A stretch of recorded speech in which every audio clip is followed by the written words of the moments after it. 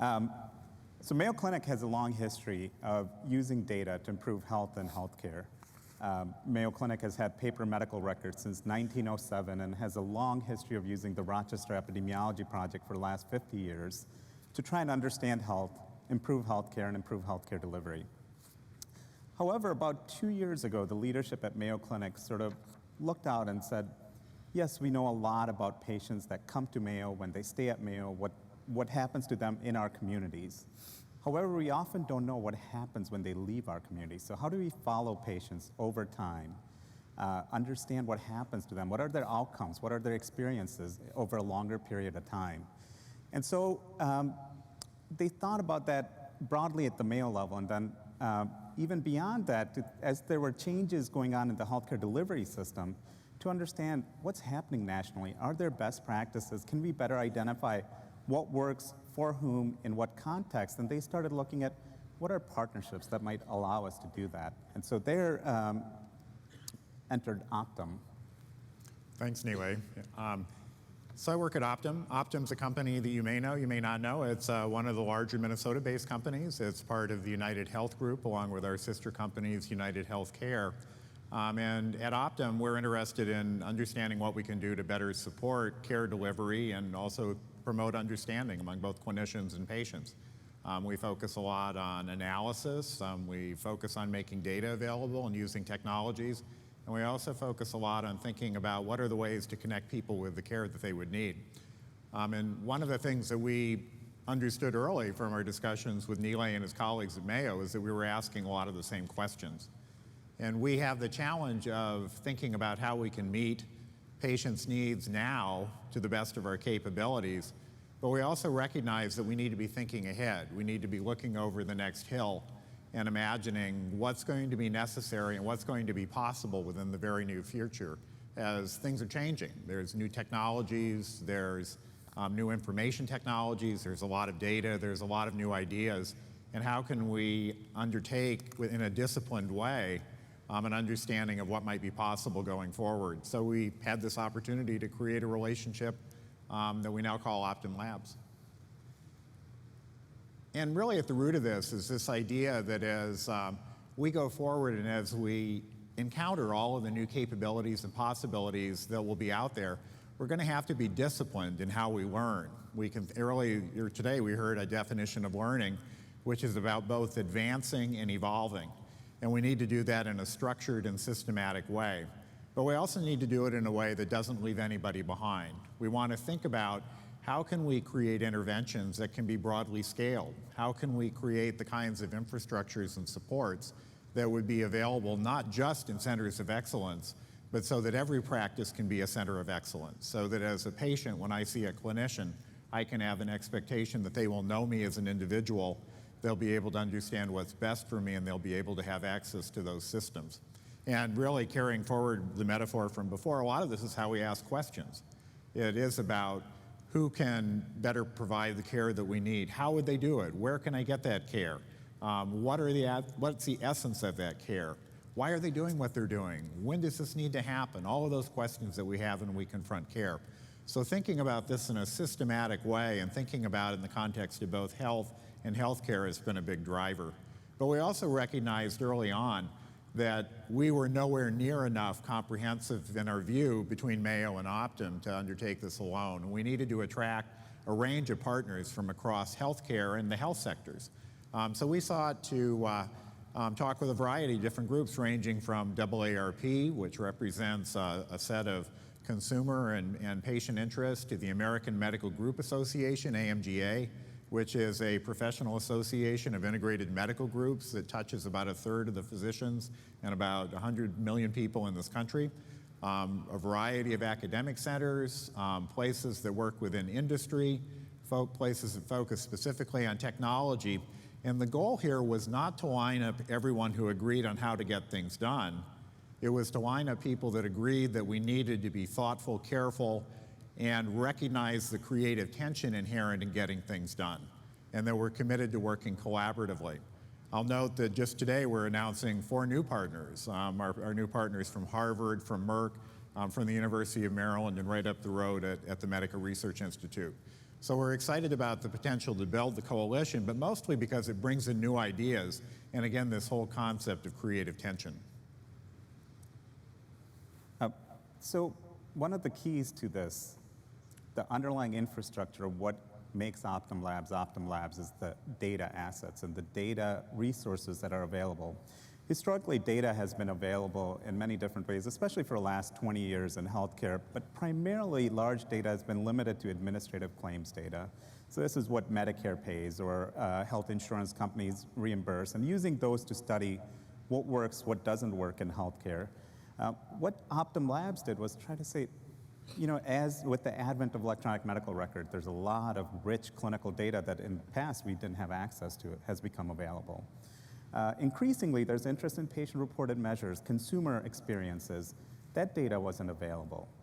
The core of this is bringing a lot of this data together. So as you can see here, there's more than 100 million people worth of administrative claims data, over 30 million people worth of electronic medical record data, which is unprecedented, as well as the AARP data, which is more consumer-focused. So what are consumer experiences with health and healthcare? And bringing a lot of this together to sort of provide insights that in the past we've not been able to generate. Now, this is just the beginning.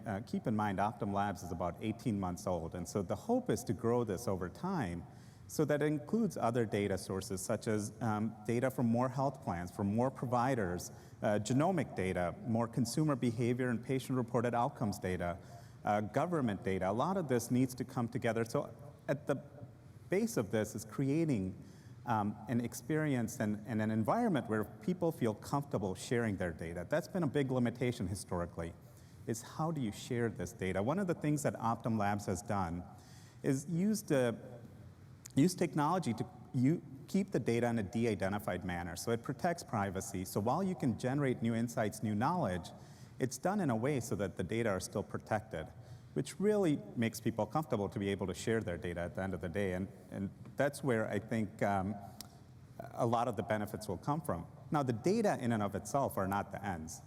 So we need to, how do we use the data, I think, is really critical to sort of, can we make a difference and achieve the aims that we set out to achieve? And to build on Nilay's thought, a critical piece here is not so much what do you have, it's how are you going to use it. So our goal, to Nilay's point, is to build trust. You build trust in thinking about how we protect the data, how we protect privacy. It's also thinking about how can we create new information in a way that will be realistic at the front line. I think you heard earlier today about some amazing work with community health workers, but the recognition that community health workers are a two-way street in not only conveying information, but bringing information in. And a lot of our challenge in thinking about how knowledge has been created in the past in healthcare is that we've tended to separate the supply side of knowledge, like we can see here, where research is done, where new information is created, and where we've created a great deal of structure, but we tend to approach it from the supply side, thinking that, if we just create enough knowledge, it will trickle down to the end user. But as we think about designing a system, a learning healthcare system, we need to recognize that the demand side has characteristics that can be amplified, that we can advance and that we can extend, that we can ensure that the questions that we're looking at as researchers, analogous to what the community health worker brings back, are those things that really matter to frontline clinicians and to patients. And we can also recognize that when we create a finding, that that's just the first step. We need to realize that care, as we'll talk about more in a little bit also, is local. But that doesn't mean that it can't be consistent. We have to think about how can we recognize variability within care delivery settings and not bemoan it, but exploit it, and recognize that that variability may represent relative strengths within a community. So we need to be able to prototype in ways that preserve fidelity with the research finding, but also make it applicable. So on one hand, it is about publication so that we can have scrutiny that we get through peer review and other approaches, but it's also about focusing on outcomes, ensuring that this is meaningful at the front lines. It is about using new technology, but it's that understanding that we have over and over again when we confront technologies that they have to fit into workflow and it is about thinking about these in terms of system improvements. So one of the areas that's been rapidly changing in healthcare over the last few years, especially with a lot of the healthcare reform going on, is this focus. Historically, healthcare is volume-based. So the more healthcare is better, be it from the consumer perspective, from the delivery system perspective, et cetera, but this is rapidly changing. And where Optum Labs, increasingly where we're moving is to a value-based system. And where Optum Labs really fits in is two different folds in this context. One is it provides, through all the partners that Paul just presented a while ago, provides a way to convene a number of different people, leading thinkers, to sort of say, how do we solve these problems? How do we solve these problems meaningfully with different lenses, be it AARP from a consumer lens to a provider like Mayo or Lehigh Valley, and so forth. But then the second piece of it is really how do we generate knowledge out of this and translate it to improve the value in the delivery system. So once we find out what works, treatment A versus treatment B, or method of delivery A versus delivery B, how do we get it into the healthcare system? That's where a lot of the value proposition comes in for Optum Labs. The next piece of it, though, is one of the issues we talked about is the data not being the ends by any means, but the other piece is how do we leverage this data, add analytics to the existing infrastructure to generate quick, rapid knowledge that can, at some level, be used to accelerate research and more rigorous research, but also potentially insights that might be more meaningful clinically near term. So for example, there's this Optum Natural History of Disease tool. This is a data exploration tool. What it does is it has millions and millions of patients in it, terabytes and terabytes of data. And what it does, it matches up the populations of interest and creates anchor comparisons depending on whatever question you're interested in. So just briefly, this example we have here is looking at patients who developed Alzheimer's disease. And so at the top, you can see sort of the curves of what happens to their costs over time as they develop Alzheimer's disease. But at the bottom, there's visualization of what type of things are associated with their development of Alzheimer's disease. Can we identify and intervene or even improve care early on before they reach that eventual diagnosis? For example, here you can see in the bottom corner is that hip fractures 24 to 36 months before the diagnosis of Alzheimer's is associated with Alzheimer's diagnosis. So is there something that we can learn from that? The other thing that these tools can do, this tool especially can do, is things that took analysis of our analysts maybe 3 weeks, 4 weeks, sometimes longer. We can generate some evidence within seconds. So this analysis here, as you can see, this is going back, and here's a graph sort of what happens after the diagnosis of disease on costs as well as conditions associated with Alzheimer's. This data can be generated in seconds, so this typically takes 30 to 45 seconds. And so at the end of the day, what this does is really accelerate the pace at which we can sort of identify problems we might want to pursue, and also what evidence and types of questions, types of things we may not think about otherwise that we need to incorporate in looking at this problem. So we've been thinking a little bit about how we can transform a variety of different aspects about how we do work. We're thinking about how do we transform how we think about partnerships. Nilay just showed you an example of how can we transform how we can think about research and learning more quickly. We also need to continue to think about what do we know about our communities and how do we actually use that information. So we're sitting here in this yellow blob up here in Rochester, and one question would be, if you're trying to think, if something's discovered here, where are the places that is likely to just be taken up relatively easily, and are there other places where it may be more difficult because the communities are different? Well, how would you know? Well, there's a lot of information out there. You can think about this. We heard about the extension agents earlier. One thing the extension agents thought a lot about was what's the soil, what's the rainfall, what's the climate like, what's the growing season, and it made a big difference about what you could achieve in a given community. Well, there's an analog to that in thinking about how do we ensure that new knowledge, once it's found, can spread and that it can spread readily. So if we take Rochester and we ask the question, which communities in the United States are most like Rochester in terms of the environment for implementing healthcare, and which are least like Rochester, we can do that analysis. And we can recognize really quickly, with the blues being the communities that have the most in common with Rochester, the 50 communities, the yellows and reds being the communities that have the least, that if we are going to discover something here and we want to take it to Eau Claire, that may have a different set of requirements than if we wanted to implement something in New Orleans. But it also means that we don't have to make it up anymore. We can have a framework for how we think about this, how we think through this. It also allows us to go to a little deeper level and begin thinking about what are those things that really make a difference. So this is one way to think about, if you will, the soil quality for what we're attempting to do in healthcare, and we're going to frame this in Minnesota. So this is actually empiric proof that Garrison Keillor was right, and that Minnesotans are in the top half. And it also looks at a variety of things that would be important as we think about how do we actually implement new knowledge. But it's also important for us to realize that when we extend that frame to other areas where Mayo Clinic is in operations, that it's a totally different environment, a totally different turf. Where in Rochester there may be top first or second in the country around certain kinds of things. Other places where we're trying to extend findings may have a much different calculus that we have to think about extending care into. So again, it doesn't mean that we can jump to the solutions, but it means that we can be more thoughtful and deliberative in understanding what works and what doesn't work, and also test ideas recognizing the context in which we're testing them.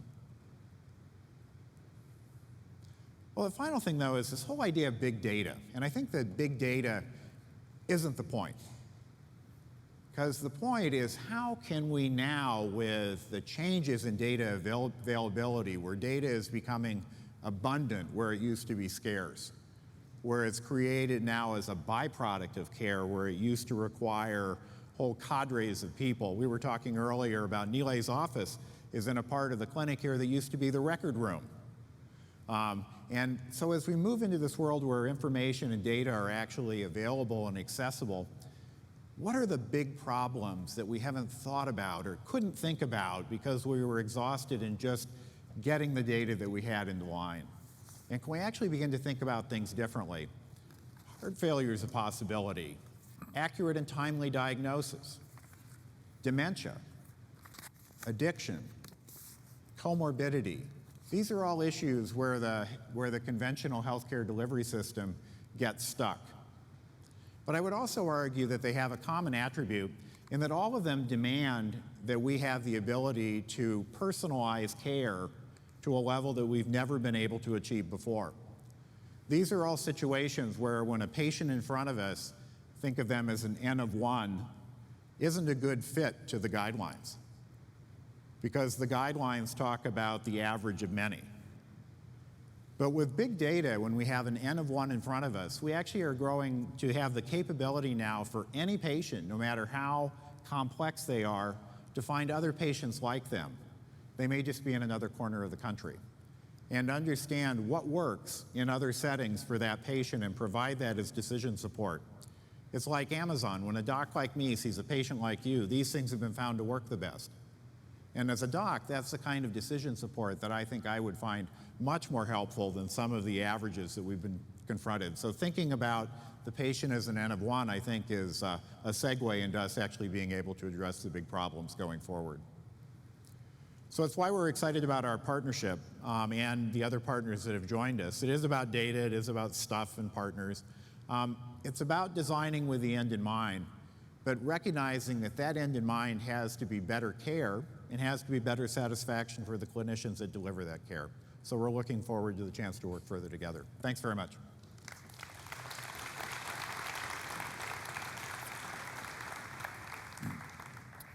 Thanks so much, guys. The big data concepts are really powerful, and there are a lot of questions here. I'm going to save them, though, for the Meet the Speakers so we can stay on time. Nilay, Paul Wallace, thanks so much. Yeah, thank you. Thank you. Thanks very much.